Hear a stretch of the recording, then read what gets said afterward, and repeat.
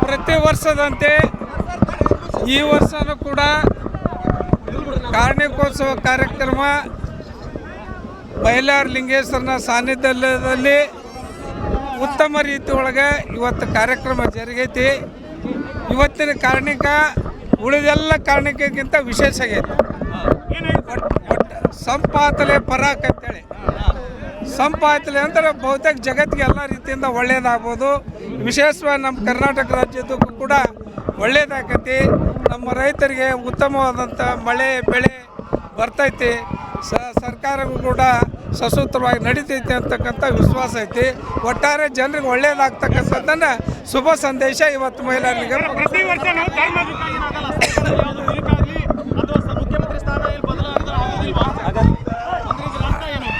ಇವತ್ತಿನ ಕಾರ್ಣಿಕ ಕೇಳಿದ್ರೆ ಬಹುತೇಕ ಏನಾಯ್ತು ನಮ್ಮ ಹೈಕಮಾಂಡ್ ಮಾಡ್ಬೇಕು.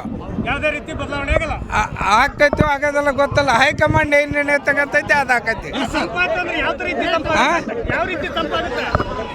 ಯಾವ ರೀತಿ ಒಟ್ಟ ರೈತರಿಗೆ ಚಲೋ ಆಕೈತಿ, ಸಾರ್ವಜನಿಕರಿಗೆ ಒಳ್ಳೇದಾಕೈತಿ.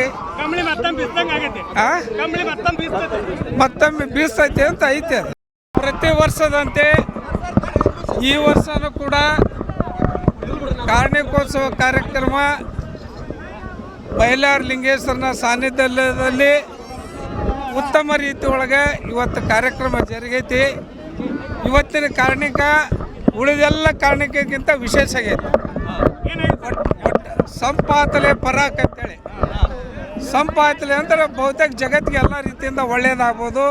ವಿಶೇಷವಾಗಿ ನಮ್ಮ ಕರ್ನಾಟಕ ರಾಜ್ಯದಕ್ಕೂ ಕೂಡ ಒಳ್ಳೆಯದಾಗೈತಿ. ನಮ್ಮ ರೈತರಿಗೆ ಉತ್ತಮವಾದಂಥ ಮಳೆ ಬೆಳೆ ಬರ್ತೈತಿ. ಸರ್ಕಾರಕ್ಕೂ ಕೂಡ ಸಸೂತ್ರವಾಗಿ ನಡೀತೈತಿ ಅಂತಕ್ಕಂಥ ವಿಶ್ವಾಸ ಐತಿ. ಒಟ್ಟಾರೆ ಜನರಿಗೆ ಒಳ್ಳೆಯದಾಗ್ತಕ್ಕಂಥದ್ದನ್ನು ಶುಭ ಸಂದೇಶ ಇವತ್ತು ಮಹಿಳೆಯರಿಗೆ.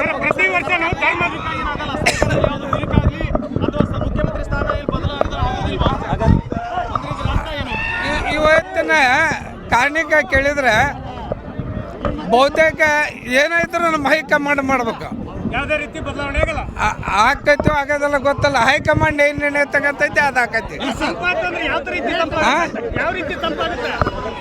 ಯಾವ ರೀತಿ ಒಟ್ಟ ರೈತರಿಗೆ ಚಲೋ ಆಕೈತಿ, ಸಾರ್ವಜನಿಕರಿಗೆ ಒಳ್ಳೇದಾಕೈತಿ. ಮತ್ತೊಮ್ಮೆ ಬೀಸ್ತೈತಿ ಅಂತ ಐತೆ. ನಿರ್ಭೀತ, ನಿಷ್ಪಕ್ಷಪಾತ, ವಿಶ್ವಾಸಾರ್ಹ ಸುದ್ದಿಗಳಿಗೆ ಮತ್ತೊಂದು ಹೆಸರಾಗಿರುವ ನ್ಯೂಸ್ 18 ಕನ್ನಡ ಈಗ ಆಪ್ನಲ್ಲೂ ಲಭ್ಯವಿದೆ.